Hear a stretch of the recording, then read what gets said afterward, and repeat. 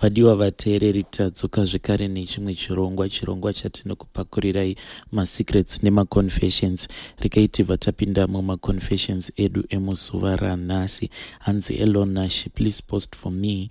Inini I am a lady who is aged 28. Ndine vana 3. I am married. Murume wangu anoshandira out nebasa, anoita achiuya kumba apo nepapo hake. Inini with my husband hatisati tava neproblem as such, but habi wangu aneka kundirekerera kaanoita so cause it's been 8 years since we got married. Ndakangogara pamusha pavo. Murume wangu anoshanda basa rine zvimariwo zviri nani zvekuti we can even afford kuloja mutown, vana vedu vachitodzidzawo mutown. Ndakamboedza kutaura naye kuti ko tadii tatsvaka imba mutown, vana vakwanise kudzidzawo kuchikoro chiri nani. Iye akangonditi inini handigare mutown, kana uchida zvetown gara hako iwewe. Kubva ipapo ndakabva ndatoona kuti something was very wrong. Pamba chaipo kuti pakwanise kudyiwa, pakwanise kuitwa something, imari yake inenge ichishanda, but vana vepo vose hapana asingashandi. Vabereki chaivo, baba muWolvet, amai muWolvet, but dzavo mari vanoshandisa kunwa doro. Izvozvo hazvo hazvinei, hazvina hazvo basa, but musoro wenyaya yangu muhombe wandiunzawo pano mukoma Nashe ndewekuti ndiri kupepa vamwene, ende vamwene ava vanorwara, vanotozviitira tsvina, ende ndini ndiri kubvisa tsvina dzavo idzodzo. Kutaura kudai hapana kana anondibatsira, vatori nevana vasikana. Pavana vavo hapana kana ari kuda kuonga amai vavo. Ndini ndakatarisana naamai ava ndiri one out. Moyo wangu unorwadza, wakaputsika kuti but why vanhu ava vari kundiregerera kusvika pakadai veduwe. Ndinoita zvekubata tsvinya ndichikanyanga nemaoko. Hapana kana anombofunga kuti regai timutengerewo magloves.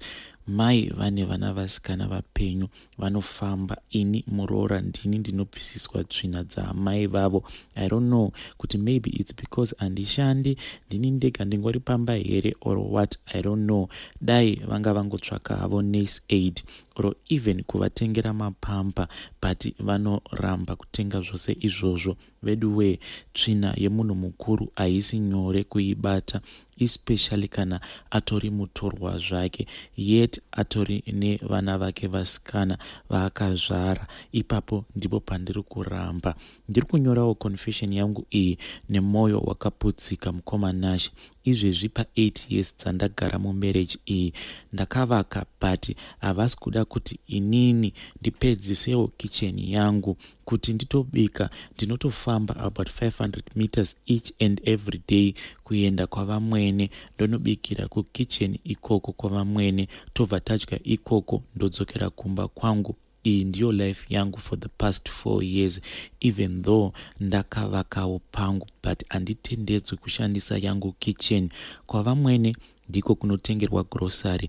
Ndikangotenga grocery ndinoenda naro ikoko, ndiko kwatinobikira semhuri yose. Now it's rain season, dzimwe nguva ndinokwanisa kutobva ikoko ndichinaiwa uri usiku nevana apa tinenge tichibva kunodya. Even if ukati regai nditengerewo vana vangu masnacks ndizomboitawo ndichivapa apo nepapo, murume wangu anongotora zviya zvaunenge watenga obva anozvigadzika mukitchen, obva ati mwana wese ari pano anofanira kushare zvinhu izvi. Apa vana tete vagere nevana vavo ipapo, ende havana kana imwe support yavanomboita. Even if rikava box remabiscuits, box iroro haripedzi 1 or 2 days. Iyi ndiyowo situation yangu. Zvakandiomera mukoma Nashe. Please notify me when you post. I am also your top fan. I am from Kuruve. Ndiyo nyaya yatakatumirwa navahanzvadzi vedu ava. Vadiwa vateereri, regai vataenda panyaya yedu inotevera. hanzi Elonashi, please post for me as Heidi, but I know kuti chero ndikada kuzvihaidha pane vachandiziva because ndakaita shura ndikasiya mbiri yakashata pane imwe nzvimbo. Inini I am a lady who is aged 33 years. Ndinoshanda zvangu muhurumende. Nyaya yangu yakadai so. Pane friend yangu yandinowirirana nayo chaizvo kwete zvekunyepa. So friend yangu sisi vake mwana wekwamai guru ainge achida kuzochata. Mama vefriend yangu munhu ainge ari pabarika. So sisi vaichata aiva mwana wekwamai guru. My friend then approached me kuti sister yake iri kuchata, but she wasn't happy about it because sister munhu akakura achimushungurudza. So iye friend yangu munhu ainge angori nebitterness mumwoyo make. So paakandiudza ndakamubvunza kuti saka uri kuda kuita sei. She then said kuti ari kuda kungorwadzisa sister yake without hurting her. Ndakamubvunza ndikati how do you want to hurt her? Akangonditi I just want to teach her a lesson she will never forget in a hurry. Ndakaramba ndichingomubvunza kuti how kusvika azondiudza kuti ndinoda kuti iwewe udanane nehusband yake mubva matorana mapictures auchazoburitsa musi wemuchato. I then asked her kuti how, and she said don't worry, bankuru vangu munhu webusiness, so iwewe I'll refer you to his office. Onoita as if you want something in bulk, ndichazokudza zvekuita. My friend akabva andipa umwe mushonga akanditi mushonga unofanira kugeza nawo unonzi kwezva. So ndokubva andizora umwe patsiye se make up.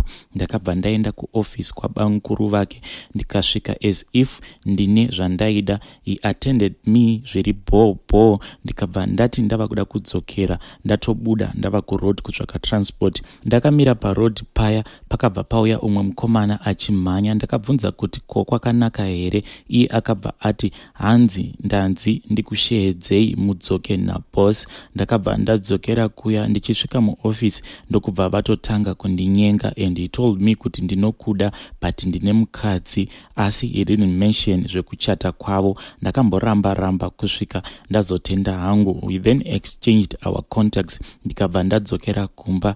Ndasvika kumba he started calling me tichitaura hedu kusvika tazoita appointment ndokunorara tose. Ndikatora mapictures, mamwe takashama, mamwe tainge tichitoita bonde.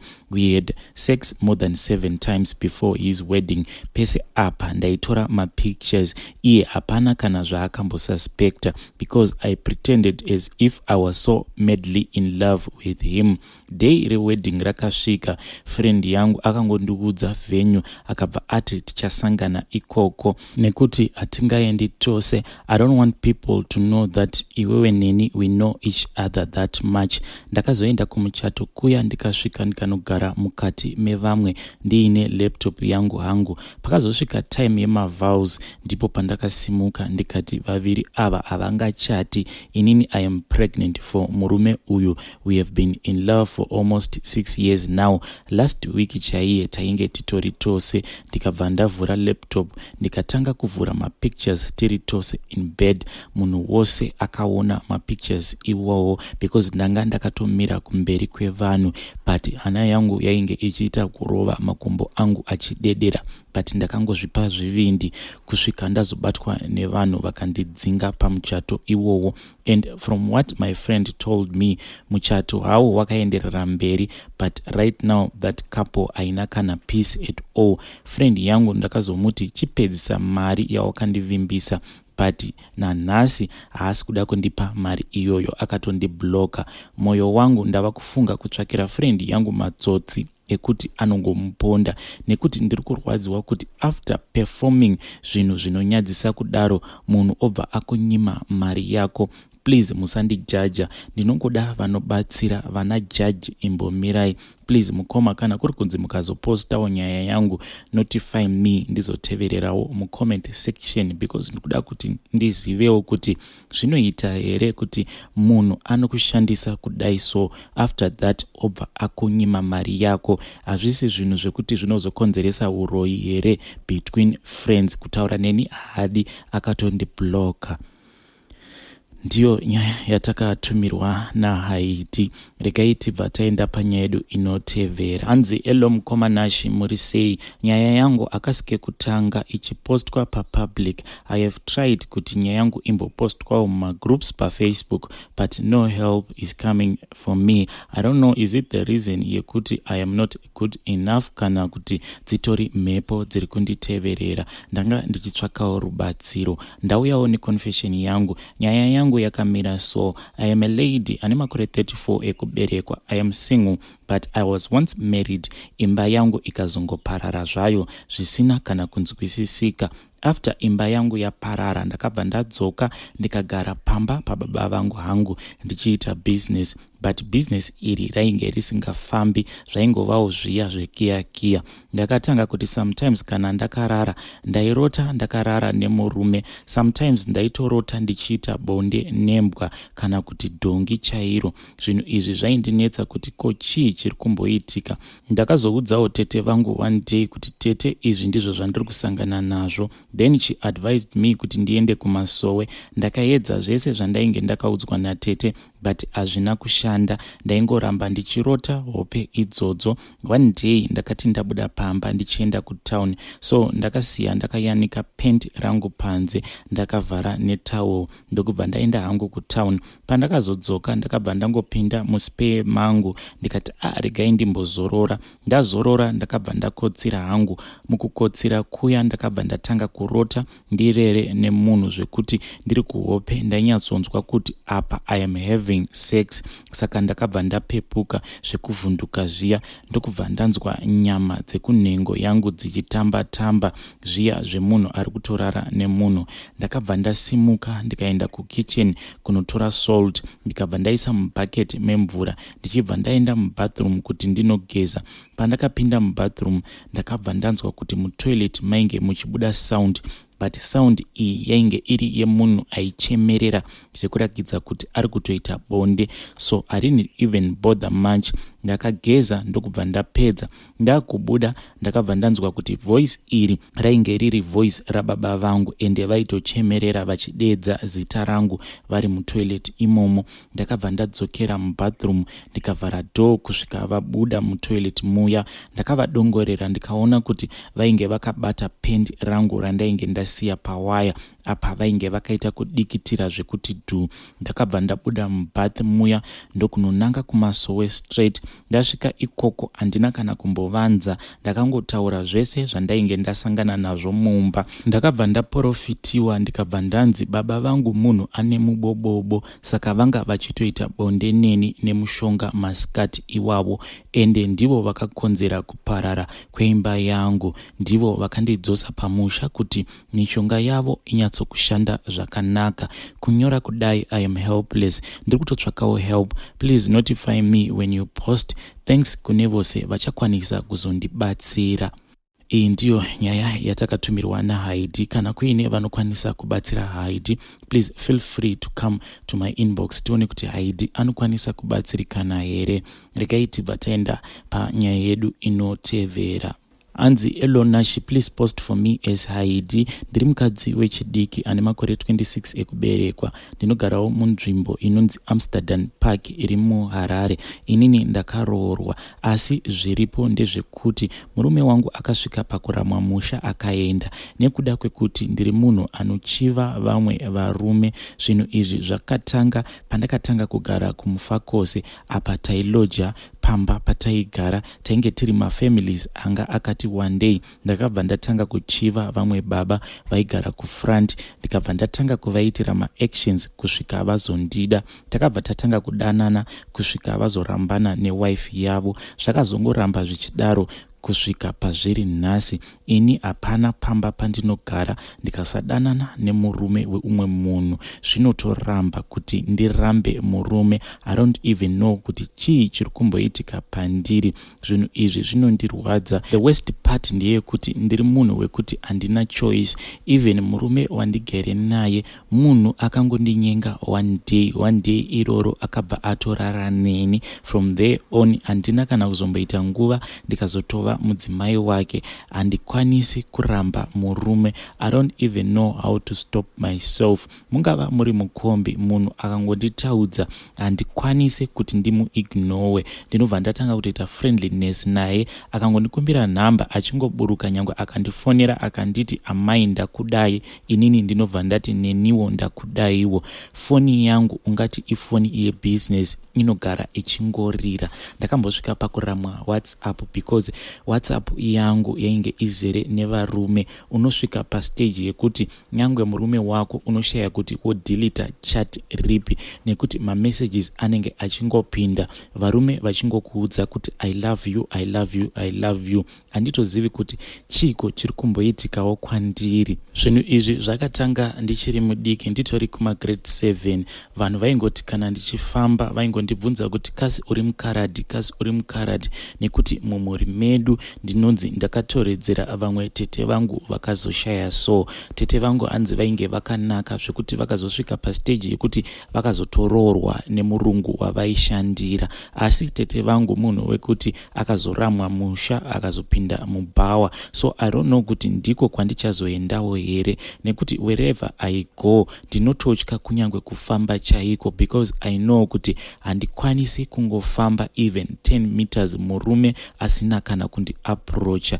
Zvinhu izvi zvinondishungurudza mukati mekurarama. Even though ndiri munhu wekuti ndakaumbwa ndine natural beauty yangu, but I just can't be satisfied with myself. Mumba munogara makazara mafuta ekuzvitsvukisa. Murume wangu anotombondibvunza kuti what is the reason yekuramba uchizora mafuta awa, iwewe wakazvarwa uri mutsvuku already. But I just can't be satisfied. Ndine mapiritsi ema hip enlargement.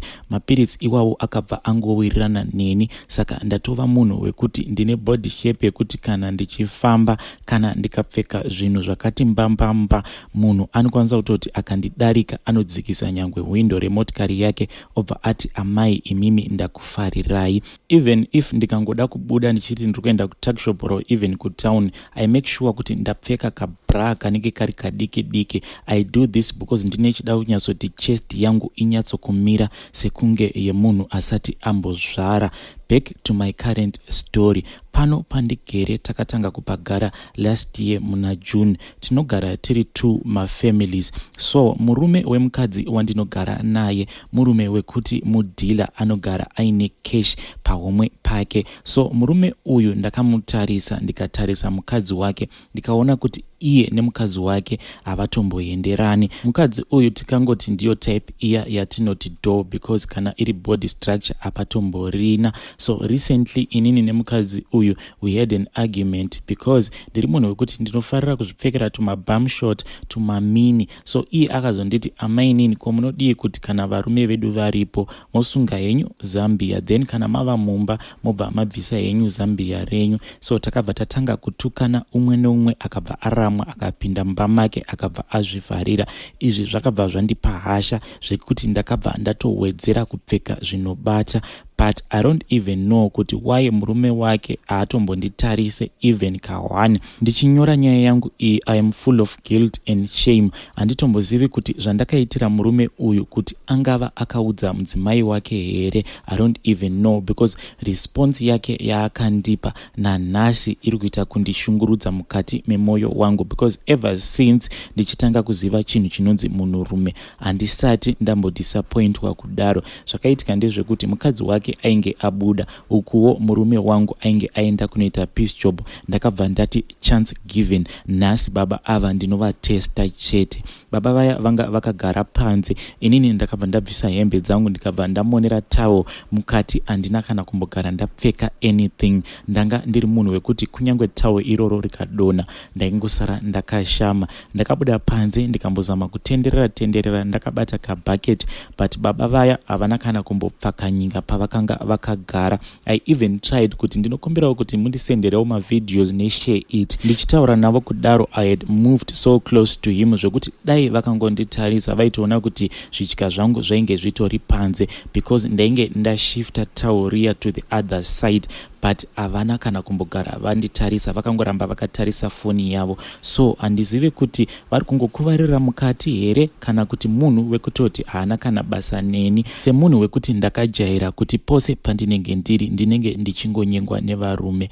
Izvi zvandiri kuitirwa nababa ava, it's causing me kuti ndichivada, ende kuvada kwekutorevesa. I am now going crazy zvekuti kunyange mumba mangu ndinosvika padiki diki pekuti murume wangu ndimuudze kuti iwewe hausi murume. Nezuro chaiye I even avoided kuti nditukane nemurume wangu because ndakasvika pastage yekuti baba vemunext ndakatanga kuvafunga, ende kuvafunga kwandaivaita ndaivafunga without any control. Ndakabva ndangobuda ndikanyepera murume wangu kuti regai ndimbosvika kumashops, but what I wanted to do is I just wanted to control myself because ndanga ndatova pastage yekuti ndaitoda kutopinda mumba mavo even if mukadzi wavo aripo. Ndobva ndavaudza kuti baba imimi ndinokudai. Chakazongonimisa ndechekuti ndakazvibvunza kuti ko kana ndikataura izvozvo pamberi pemurume wangu, pamberi pemukadzi wavo, then ivo vobva vati inini handikudi, ndinobva ndaita sei? As for my husband, I know kuti haafi akandisiya because zvandiri zvacho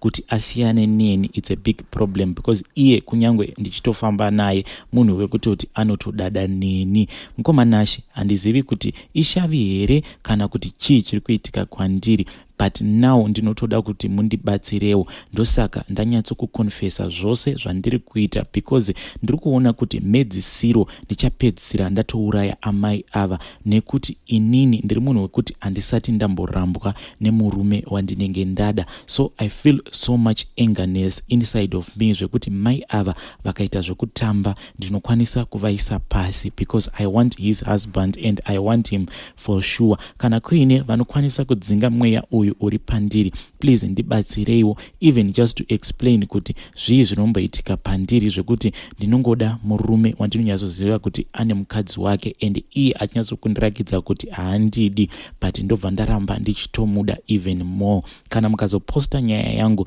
please notify me ndikwanise kuzotevererawo mucomment section. Iyi ndiyo nyaya yatakatumirwa naHaidhi. Vadiwa vateereri, awa ndiwo masecrets nemaconfessions atanga tiinawo muzuva ranhasi. Tosangana zvekare mune zvimwe zvirongwa zvinotevera. I'm hoping kuti tichange tichibatsirana naHaidhi mucomment section.